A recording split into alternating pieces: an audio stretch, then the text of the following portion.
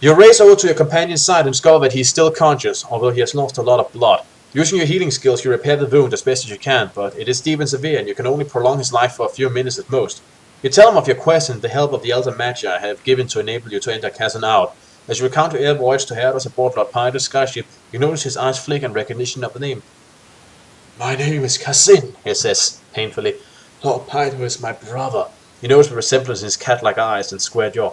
I'm finished, Kai Lord, he says, his face bathed in sweat. But I can and will help you in your quest. Listen carefully. Over there, behind the tapestry, is a secret passage. It leads to Sarda's throne.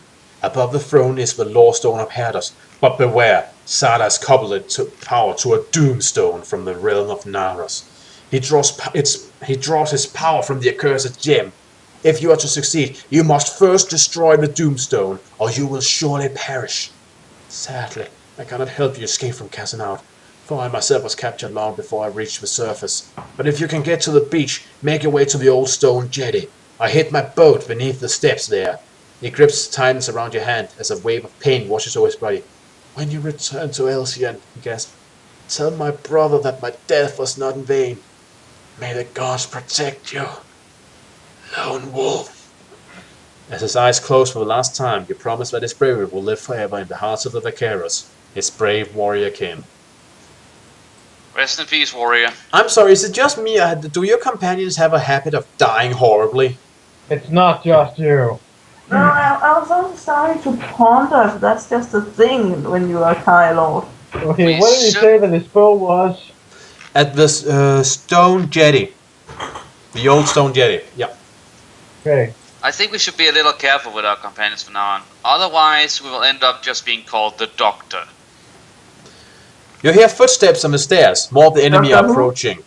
Yeah. If they too are armed with crossbows, your chance of survival will be very slim indeed. I notice ranged weaponry in this universe is very deadly, which is actually pretty realistic. And crossbows are nothing to sneeze at, which apparently the game recognizes. Before you stand two great bronze doors, flanked on either side by tapestries and gold statues. Do you wish to open the doors and enter? Or to examine the tapestries, also stand and fight the approaching enemy? Ooh, questions. Examine the tapestries. There's supposed to be a hidden door behind them, right?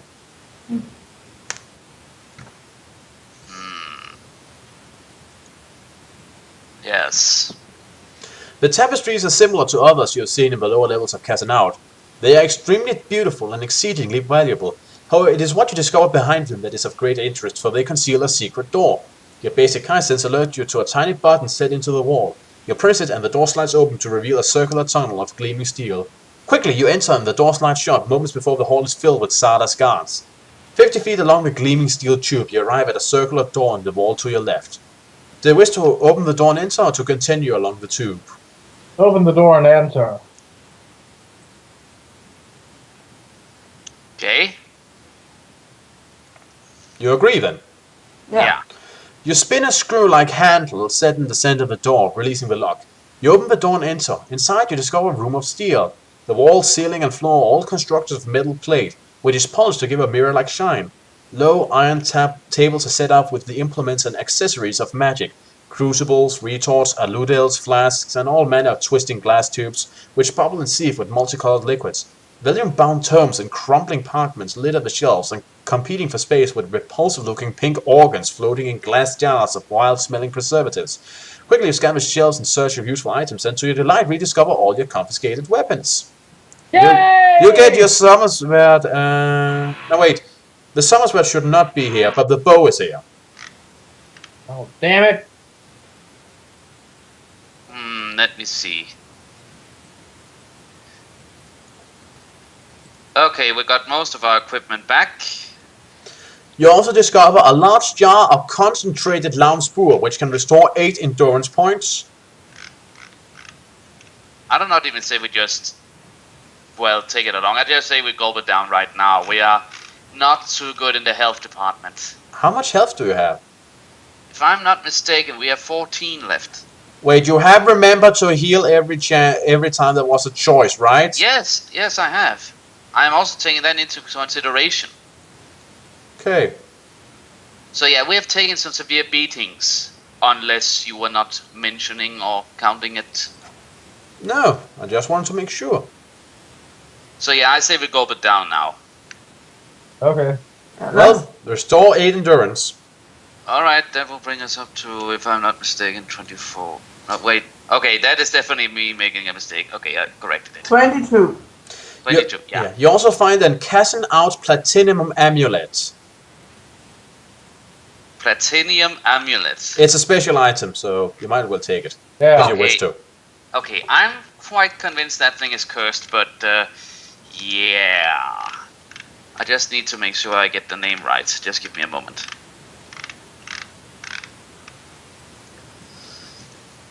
Okay, let me see. And apparently you wear it on your wrist, and it protects from injury due to exposure to high temperatures. Okay. That could be useful. You got that right, Rana? Hold on.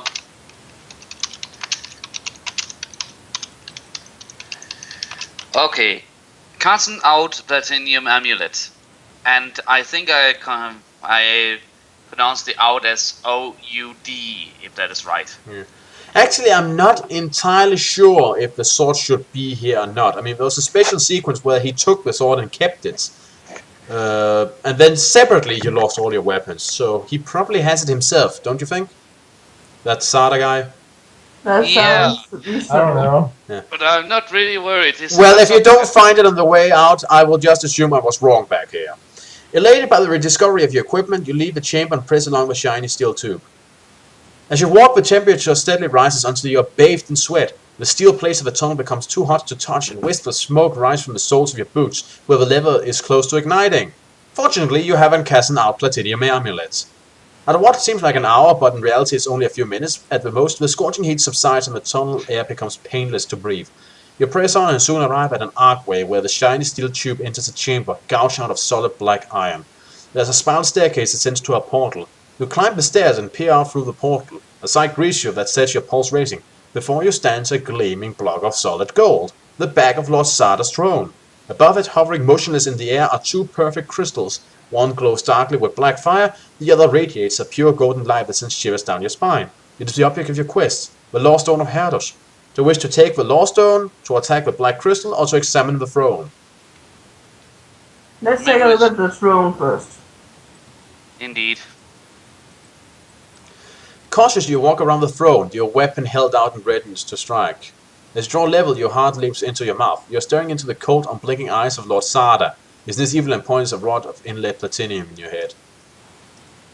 And since it says here, if you possess the Summersword, I must assume he had it in his private laboratory, so you have the Summersword back. Alright, we have our Okay, best fair weapon enough. back. Good. I wasn't entirely sure, but since it offers the choice here, then... So I suppose we can also discard the axe now we are at it. Yep. Blue fire leaps from Sarda's staff, but you intercept and deflect it upon the blade of the sun sword. The murderous bolt screams into the dark hall, destroying a whole tier of seats with a thunderous concussion. Right, Mr. Mage. You will die! Die! Die! Shrieks Sarda like a man possessed. He whirls his staff twice above his head before lunging at your face with its clawed tip. Lord Sarda is immune to Mind Blast and Side Surge. And you're fighting Lord Sarda armed with a power staff. So, for some reason I cannot help but think of Mace Windu versus Palpatine. Right, and you have 27 now, right? Yeah, 7. Yeah, okay, yeah. True.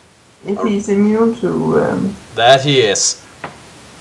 Alright, give it here, roll a die.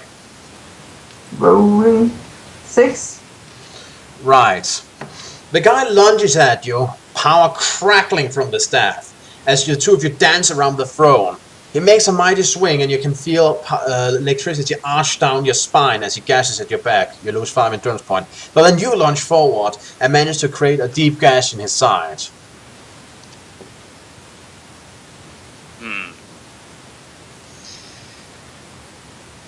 Roll the die again. Oh. 6. Right. He charges forward, madness gleaming in his eyes as he steps forward. You try to step back, but you're not fast enough, as the claw tip of it hits square in the chest, sending bolts of power through your body. You lose 4 endurance points. Use this moment to strike your own sword forward, stabbing it deep into the upper part of his shoulder, causing him to scream out loud in pain. Roll the die. Ow. No. What? 9. No? Okay. Right, you raise your foot and kick him square in the stomach, winding the magician. You then charge forward to try to finish it off, but he managed to step back just in time, though not before receiving a punishing blow from your blade. Roll again. 1. Right. You swing after him again, but the magician takes a step backward around the throne, and your blade manages to hit it with a metallic clang. He then jumps over the throne with an agility you would not exactly surprised, and hit you square in the head with the staff, making your entire brain light up from the pain and power surging from it. You lose 6 endurance points. Jesus. Good thing we drank that stuff before going in here. Yeah, I'm sort of beginning to prefer Force Lightning to this thing. How does it look with our endurance points, Rana? Oh, geez, we could do so much better. We have 12 out of... Well, we have 12 at the moment. So if we have some kind of refreshment that gives us health, I say we use it now. Well, you have the inventory list. Look at what you have. Yeah, so let me see what gives us the most. Oh... Well, we can always try that wine Givenir suggested to try and drunken brawl master fight him, but... Then you should probably use the healing wine you have, rather than the ordinary one. Yeah, but we also have a healing potion here that... No, wait, hold on. Potent healing potion that gives us 5 endurance back. So Yeah, what yeah. say you? Use the potent one that actually gives us 5, Yeah, or use... Yeah. Let's do that. Alright, 5 health back. Right, okay, give me a robot eye. These dark lords are so annoying. Yeah. Why can't they just roll over and die? Although Well, this is 3. not so much a Dark Lord as a guy who sounds like he has gotten too much of what he wanted. A guy who also just managed to stab you right in your shoulder, inflicting 5 points of damage, while you only managed to bash him in the head with the pommel of your sword. Okay, I'm very glad we took that potion. Give an ear, robot eye. 6. Right. He surges forward to try and finish the job, swinging his staff like a madman. Your weapons clash and it echoes through the chamber. He presses forward, and the arcs of lightning burst from his staff, hitting your body with pain.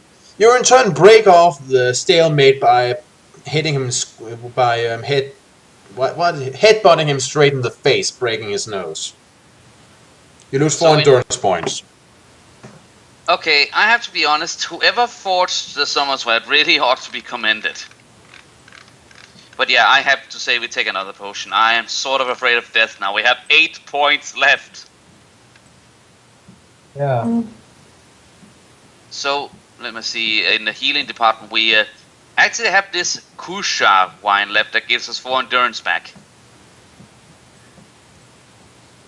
Let's drink that too. Alright, bottoms up!